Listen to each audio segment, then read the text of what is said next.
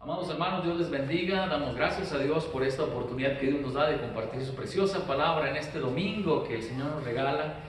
Después de haber tenido esta lectura tan importante para todos nosotros y sobre todo, como todos se pudieron dar cuenta, es una lectura que nos anima, que nos estimula, que nos hace pensar en cómo Dios nos bendice con su amor, en cómo Dios nos permite tener confianza en medio de cualquier circunstancia. Hoy quiero compartir con ustedes el tema que se titula Resultados de una comunión verdadera. Resultados de una comunión verdadera. Normalmente nos preguntamos, ¿cuál es la voluntad de Dios para mi vida? Esa es una pregunta completamente válida. Hay que entender que nuestras vidas, hermanos, y las circunstancias que nos tocan ver, oír, entender, obedecen a algo que se conoce como la ley de la causa y el efecto. Muchos filósofos a lo largo de la historia han dicho, mencionado, ¿qué significa esta ley que mueve el universo entero? Esto también se conoce como la ley de la causalidad, la causa. A toda causa le corresponde un efecto, ¿verdad? Esto es muy importante precisamente porque el apóstol Pablo va a empezar diciendo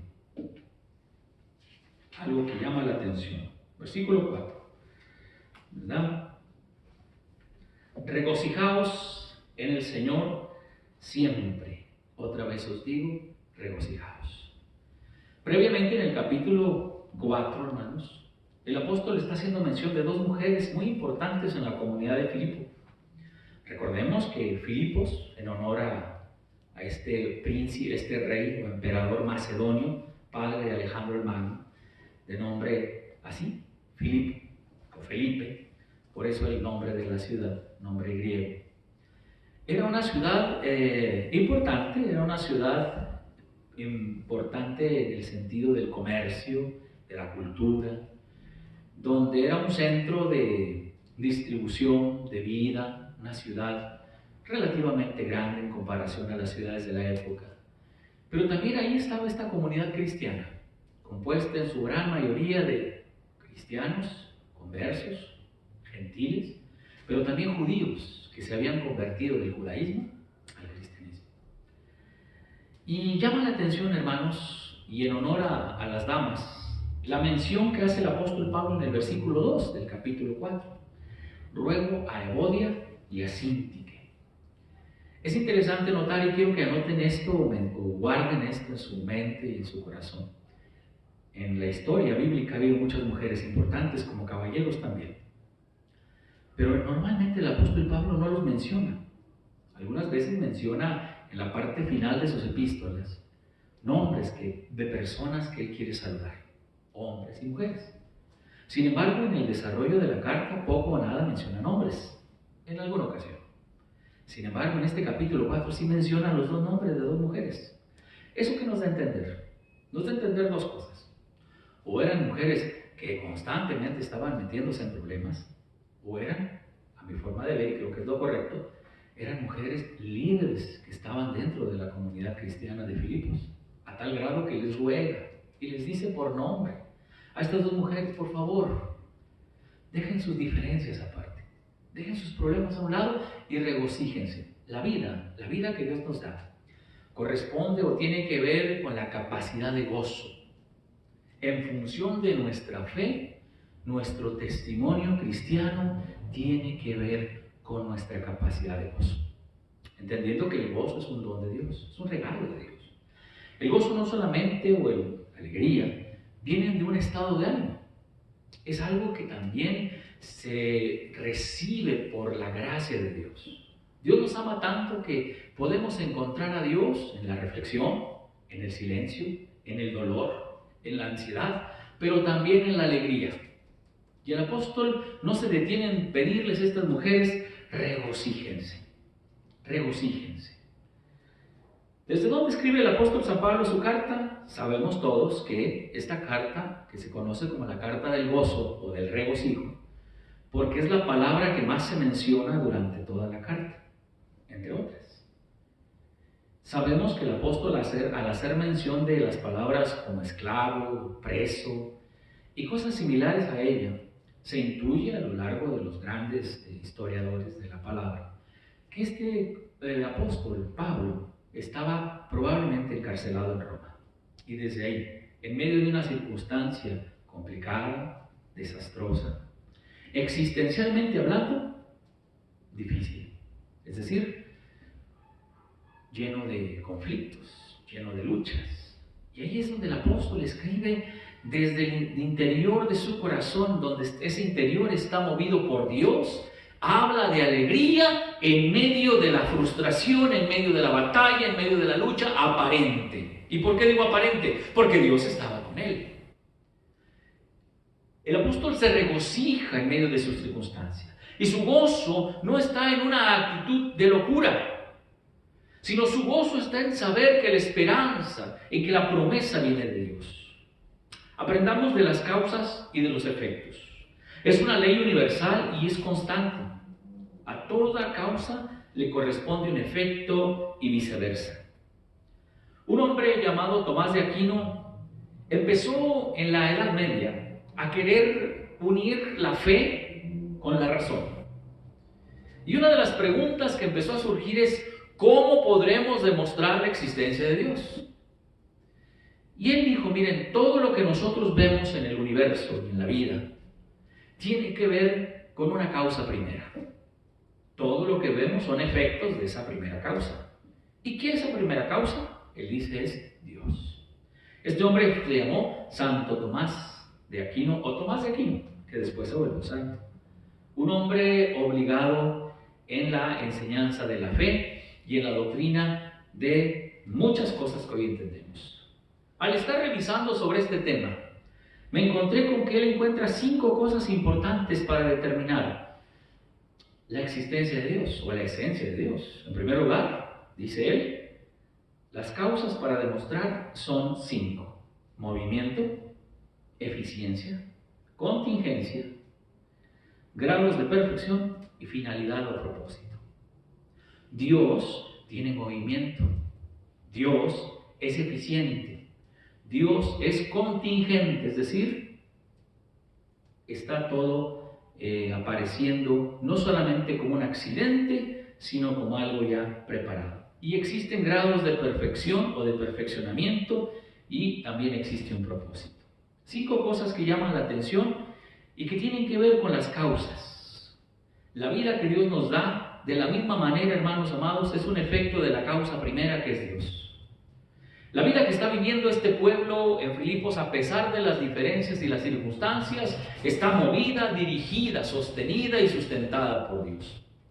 En estos días pasados estamos celebrando, hermanos, la Revolución Mexicana, el inicio de la Revolución Mexicana, ¿verdad? De tal manera, el 20 de noviembre de 1810, estamos celebrando el fin de la Revolución Mexicana, ¿verdad? Que obviamente sabemos que fue algo complicado. 20 de noviembre de 1910 inició y en 1920 concluyó. Muy bien, la primera palabra que encontramos que nos llama la atención es la palabra regocijaos. Kairomai en griego. Kairomai. Regocíjense. Esta significa, no solamente significa alegrarse, como si alguien hubiera perdido la razón, sino la palabra re, que en nuestro español quiere decir volver a. En el idioma original, la palabra re es una forma de intensificar algo. El gozo intenso, el gozo sublime, el gozo que deja entrever que la vida en Cristo, que la vida en la esperanza que Dios nos da, está sustentada en la promesa y en el poder de Dios. Es llamativo cómo en el caminar nos encontramos personas con un semblante apocado, triste, desvanecido. La amargura, la tristeza, la falta de objetivos y de propósitos en la vida está cobrando cada vez más víctimas. Vivimos un tiempo donde la nueva generación se está preguntando ¿por qué vivir? ¿Para qué vivir? Nosotros, algunos de nuestra edad, somos de la generación anterior, que establecimos un punto en el horizonte y decidimos luchar y caminar hacia él. La autorrealización, la familia, el bienestar económico y una serie de cosas que hemos puesto delante de nosotros como factores determinantes para nuestro caminar. Y en cuanto a Dios, sabemos pues que es también nuestra estatura en Cristo Jesús. Este conocimiento que ahora tenemos de Él no solamente es un conocimiento que va y que viene, es algo que nos permite agrandar, acrecentar nuestra esperanza. ¿Y en qué basamos o fundamentamos nuestra esperanza? En la promesa del actuar de Dios. Esa es nuestra alegría. La vida guiada y testimoniada por el gozo. Recordemos que esta comunidad de Filipos era una comunidad que tenía que trabajar en tres áreas, o tenía tres realidades que enfrentaba. En primer lugar, era una comunidad que estaba experimentando la persecución ideológica, pero también en acción real. Recordemos que incluso había contingentes o grupos de judíos del judaísmo que querían cambiar la fe de esta comunidad cristiana, enseñándoles que guardaran rituales del judaísmo cuando no quedaba claro que esta era una comunidad completamente diferente al judaísmo. Por eso el apóstol Pablo en el capítulo anterior, que es el capítulo 3, les llama malos obreros, que estaban contaminando a la iglesia de Cristo. Por eso es que tenemos que estar alertas, hermanos, también, acerca de las cosas que están aconteciendo a nuestro alrededor. Es interesante cómo muchas personas creen en el periódico y en todo lo que dice, sin embargo les cuesta mucho trabajo creer en la Biblia. Creen en los dichos de las personas, o en las historias, o en las fábulas, pero creer en las promesas de Dios para muchos les resulta complicado. Hoy te invito en el nombre de Jesús, créele a Dios, cree en su palabra, cree en sus promesas, cree en lo que Él dice para tu vida. La Biblia dice a propósito del regocijo que el corazón alegre constituye un buen remedio, mas el espíritu triste seca los huesos. Vivimos una época donde hoy hablar de la depresión parece ser una especie de moda, algo casi obligado, donde depresión, soledad y amargura pareciera que van de la mano. Sin embargo, como usted y yo lo sabemos, lo hemos visto, lo hemos notado, esto no precisamente es una condición agradable, es algo realmente destructivo. Y todo aquello que nos destruye, escuche esto, no proviene de Dios. Medite un poco. Si esta es tu condición, amado hermano, amada hermana, hoy te invito a que vengas a los pies de Jesús. Ven y deposita tus cargas en Él y sé libre en el nombre de Jesús. Dile al Señor: Señor, necesito de tu asistencia, de tu ayuda, de tu provisión. Quiero ser alegre, como aquellas dos mujeres, regocíjense. Dice el versículo 5: vuestra gentileza sea conocida de todos los hombres, el Señor está cerca. Uno de los principales énfasis de la predicación cristiana en el primer siglo es el retorno de Cristo. Cristo viene ya. A esto se le conoce en griego como la parusía. Parusía quiere decir, en griego traducido al español, la presencia. Cristo viene pronto. Él se va a manifestar. Pero también recordemos que el apóstol quiere hacer una distinción. ¿Qué significa ser cristiano en una comunidad muy religiosa, como era la comunidad greco-romana? Greco quiere decir griego, romano, donde todos eran profundamente religiosos, tenían muchos dioses, pero tenían muchos excesos. Ellos creían que la mejor manera de adorar a sus dioses era a través de imágenes, ídolos, y sus cultos estaban mezclados con vino, con música y también con cuestiones del orden sexual. Y es ahí donde el cristianismo tenía que hacer una diferencia. Por otra parte, no había unos valores importantes, se habían relajado mucho. De ahí que el apóstol diga: vuestra gentileza. Vuestra gentileza. Amados hermanos, yo quiero invitarles a que retomemos eso. Decir que somos cristianos es muy fácil. Llevar una Biblia bajo el brazo, cualquiera puede hacerlo. Sin embargo, ser cristiano no solamente es un lugar a donde ir los domingos. Ser cristiano es tener honor, tener lealtad, tener ante todo, hermanos, una imagen respetable. Hoy quiero invitarles, hermanos, a que esa gentileza, a que esa civilidad nos acompañe. a que esa manera de ser, de actuar, de hablar, de pensar, sea también algo distintivo entre nosotros. La honestidad, el ser sincero, el ser franco, el ser honesto. Esto es muy importante para todos nosotros, hermanos. El apóstol no duda en ello porque lo ve como un signo característico en la vida del creyente. Su fe en Cristo no solamente es una cuestión del orden religioso espiritual, es también algo práctico que se manifiesta en la vida cotidiana. Recordemos que esta gentileza no solamente tiene que ver con portarse bien, tiene que ver y estar relacionado con el hacer justicia. El hacer justicia. Al estar revisando la historia de la Revolución Mexicana, todos concordamos en que este señor de apellido Madero fue un personaje importante. Sin embargo, llama nuestra atención que hubo otros 3 personajes importantes de los que poco o nada se habla. Se habla muy poco, sí se habla de ellos. Que fueron los hermanos, ¿verdad? Que nacieron en Oaxaca y que fundaron un periódico que se llamaba Regeneración. Estos 3 hermanitos eran reporteros y empezaron a criticar antes de 1910 el gobierno de Porfirio Díaz.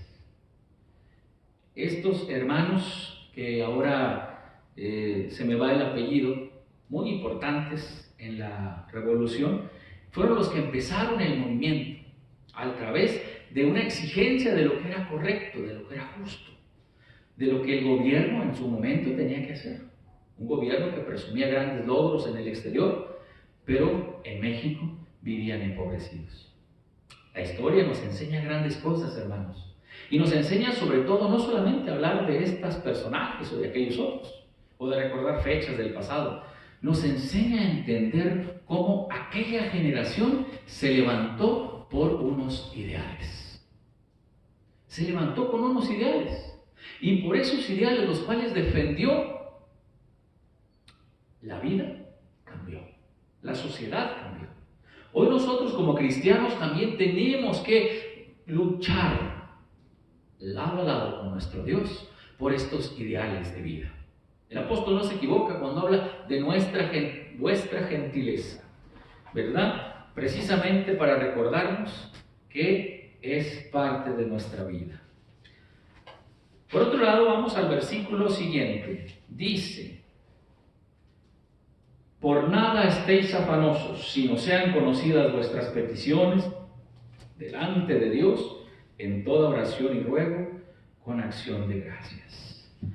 No haya afán entre vosotros. El Señor Jesucristo dijo: no os afanéis por el día de mañana, porque el día de mañana traerá su propio afán. ¿Qué es el afán? El afán se define como la labor ardua, el cansancio que deriva de alguna acción. Hoy en nuestros días vivimos en una sociedad también muy afanada, muy dedicada, agotada, cansada. Los espacios de relajación, de entretenimiento, están hoy a la orden del día precisamente ¿por qué? Porque hemos agotado. Y no estamos hablando de un agotamiento físico. Estamos hablando de una carga emocional muy fuerte. Algunos simplemente están pasando la vida y como si no la vivieran. A eso se refería el Señor Jesús. Él nos conoce perfectamente y sabe que somos sensibles a explotar, a sobrecargarnos y en la vida cristiana también a fallar. Algunos creyentes, cuando no pueden sobrellevar esta carga, ¿verdad?, como aquel hombre llevó la piedra sobre su espalda en la alhóndiga de Granaditas y soportó los balazos en la época de la independencia, ¿verdad? De la misma manera, muchos de nosotros llevamos pesadas cargas sobre nuestras vidas. No hemos entendido que la Biblia dice: por nada estéis afanosos. A veces me desgasto pensando en las cosas que tengo, en las cosas que me faltan, en lo que me gustaría hacer, en la vida perfecta que me gustaría tener. Sin embargo, se me olvida que mi Dios me lo ha prometido, que mi Dios lo ha conquistado por mí, pero es necesario confiar en su promesa, en su palabra. Es necesario ser un verdadero seguidor de Cristo para entender qué es lo que Dios demanda de nosotros. Hermano, por favor, hermana, por favor, créele a Dios. Cree que el poder de Dios ahora mismo está siendo derramado en tu vida a través de este audio y video que Dios nos permite a ti y a mí escuchar. Porque es la voz de Dios, porque Dios nos conoce y sabe perfectamente que necesitamos descansar en Él. Vivimos tiempos conflictivos. Hoy la gente se pregunta, ¿qué vamos a hacer después de esto? ¿Cómo vamos a vivir? ¿Qué vamos a comer? ¿Qué va a pasar con los trabajos? ¿Qué va a pasar con la salud? Ciertamente es un panorama poco fácil. Sin embargo, ¿qué nos queda por hacer? Solamente hay dos cosas: hundirnos, llorar o seguir confiando en Dios. Seguir depositando nuestras cargas en Jesús tal como Él nos lo pidió. Y si nos lo pidió, hermanos, es porque Él nos conoce y sabe perfectamente que somos seres fácilmente recargables. Es decir, en el sentido de que la carga la hacemos nuestra. El apóstol Pablo ve a una iglesia afanada. Por eso dice, por nada estén afanosos. Quizás parte del problema entre Evodia y Síntique era ese excesivo afán. Como a veces ocurren problemas entre nosotros. Porque nos afanamos y dedicamos demasiada atención a las cosas que a veces no son tan grandes como parecen. Nos ponemos muy exigentes y quizás entre nosotros como pueblo de Dios a veces enfrentamos y tenemos diferencias. Que si yo dije, que si Él me dijo, que si esto era así o que si esto debiera ser de esta manera. Tienes razón, somos diferentes, tenemos opiniones diversas, pero debemos tener cuidado para no hacer de nuestras diferencias motivo de divisiones. Porque el Señor Jesucristo dijo, una casa dividida contra sí misma no puede prosperar. Esta iglesia está enfrentando situaciones similares. Por eso el apóstol Pablo está preocupado y ocupado por esta amada iglesia. Por favor, no estén afanosos, sino, dice, sean conocidas vuestras peticiones. Recordemos que debemos dar buen testimonio como iglesia hacia los de afuera. ¿Cuál es el antídoto que sugiere el apóstol Pablo? Dice, sean conocidas vuestras peticiones, con oración, con ruego y con acción de gracias. ¿Cuál es el antídoto contra el afán? El apóstol nos presenta tres opciones. La primera, la oración. La palabra que aparece aquí en el idioma original es proseuche. La oración no solamente es el acto de ponernos de rodillas. Aquí en el contexto es una acción de adoración, una acción de alabanza. El apóstol Pablo nos pide que cuando estemos orando, estemos adorando a Dios. Estar en comunión con Dios, eso es el antídoto, esa es la salud que tanto necesitamos. El segundo antídoto es, dice, ruego, con toda oración y ruego. Jesucristo dijo, pedid y se os dará, llamad y se os abrirá. Hermano, hoy te pido en el nombre de Cristo a que pidas, a que le pidas a Dios. Obviamente te estoy hablando de cosas espirituales, te estoy hablando de cosas trascendentes. Las cosas que se ven, dice la Escritura, no son eternas, pero las que no se ven son eternas. Pide a Dios esa paz que tanto anhelamos en medio de cualquier conflicto, en medio de cualquier circunstancia, falta de fe, problema en casa, en el hogar. Atrevámonos a pedir. Muchas de las veces no pedimos, hermanos, o algunos pedimos y pedimos, pero no recibimos porque no pedimos con fe. Pedimos quizás mecánicamente, pero no como un acto de fe. Y segundo, o tercero, mejor dicho, con acción de gracias. La palabra acción de gracias se dice Eucaristía. Y esto nos hace pensar en cómo es que Dios nos permite tener comunión con Él, a través de la acción de gracias. El ser agradecidos, hermanos, es el centro de nuestra fe. ¿Por qué buscamos a Dios? Por gratitud. ¿Por qué estamos en comunión con Él? Por gratitud. ¿Y qué hay que agradecer? Algunos dirán la vida, la casa, el carro, las cosas, el trabajo. Claro, eso es importante. Sin embargo, una cosa hay que agradecer. Una cosa solamente. Escríbelo en la tabla de tu corazón y escríbelo en tu mente en esta mañana, por favor. No solo es esas cosas materiales. No solo son esas cosas o esas situaciones familiares. No solo es esa situación laboral la que hay que agradecer. Hoy hay algo mayor que todo eso. Y quiero decírtelo con todo mi corazón. Agradécele tú y yo a Dios por la salvación. Agradece, Señor, gracias por amarme tanto. Gracias por haberme llamado tu hijo. Esa es la mayor gratitud. Y por eso estoy aquí cada domingo diciéndole a mi Señor, gracias. Y no caigamos en el horror de algunos de que piensan que la gratitud a Dios es negociable. ¿A qué me refiero? Algunos piensan que la gratitud es negociable. Hoy puedo decir gracias, mañana no. Dios puede esperar. Dios no puede esperar. Dios no debe esperar. Por favor, quita eso de tu mente y tu corazón. Haz y pon a Dios en primer lugar y Dios te pondrá también en primer lugar. La última cosa que quiero platicar con ustedes. Por nada estéis afanosos, dice el versículo 6. Y el 7 dice, y la paz de Dios, que sobrepasa todo entendimiento, guardará vuestros corazones y vuestros pensamientos en Cristo Jesús. Dios nos da la paz. La paz no significa ausencia de guerra. La paz significa gozar del bienestar derivado de una relación profunda con Dios en medio de cualquier circunstancia, de cualquier tormenta, de cualquier momento. La palabra paz en hebreo se dice shalom y aparece más de 200 veces en la Biblia. La palabra paz en el idioma griego del Nuevo Testamento se dice eirene y aparece más de 100 veces. Aprendamos que Dios es un Dios de paz. Es un Dios que busca nuestra paz.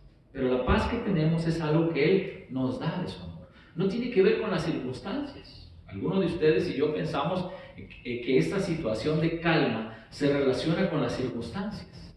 Y decimos, hoy tengo paz, mañana no tengo. Hoy estoy en conflicto, X o Y. No, no, no, no. Independientemente de cuál sea tu circunstancia ahora o tu situación, Dios ha prometido darte de su paz. Esa paz, dice el apóstol, que él está viviendo en la cárcel, es la que quiere compartir con el pueblo de Dios. Y hoy quiero yo compartir la misma con ustedes. Amado pueblo del Señor, Dios ha prometido darnos de su paz. Y seguramente tu problema o el mío es grande. Y quizás el problema de otros es mucho mayor. Pero Dios dice, aquí está mi paz. ¿Y cuál es la característica de esta paz que Dios da? Tiene 3 características. La primera, sobrepasa todo entendimiento. Está más allá de cualquier forma de entenderlo, de quererlo encuadrar, encasillar o limitar. Algunos pensamos que la paz, la tranquilidad, la calma, tiene límites. Llega a un punto donde ya no es posible sostenerse. No, la paz que Dios da es para siempre. Por eso es que sobrepasa y va más allá de cualquier idea o pensamiento. La segunda, guarda nuestros corazones. El fundamento de nuestro corazón, o lo que hay en nuestro corazón, hermanos, está nuestra voluntad. El ser voluntariosos, según la Biblia, surge del corazón. El proverbista no se equivoca cuando dice, sobre toda cosa guardada, guarda tu corazón, porque de él mana la vida. El corazón es el asiento de las voluntades. Y necesitamos someter nuestra voluntad a Cristo Jesús. Él es el Señor de nuestra vida. Él es el descanso que necesitamos. Y la tercera y última, guarda tus pensamientos. La palabra pensamientos es noémata. De ahí viene la palabra pensamiento. El noema, de nous, mente. ¿Qué son los pensamientos? Nosotros somos lo que pensamos. Definitivamente antes de cualquier acción viene un pensamiento. Hoy Dios nos está hablando y nos está enseñando que los resultados de tener una comunión verdadera con Dios son regocijo, anótalo, gentileza, anótalo, sin afán y por último, paz. ¿Viste los 4 conmigo? Es muy sencillo, ¿verdad que sí? Te invito hoy en el nombre de Cristo Jesús a que tú puedas experimentarlos. Los podemos repetir juntos. Resultados de una comunión verdadera con nuestro Dios. El primero es regocijo en medio de cualquier circunstancia. El segundo es una vida amable. ¿Por qué? Porque doy testimonio de Cristo. Gentileza. La tercera es sin afán. Por nada estéis afanosos. Y la cuarta es con mucha paz. Amados hermanos, que Dios nos bendiga en este día, que sigamos disfrutando del amor de Dios y que sigamos gozando de sus bendiciones en todo tiempo.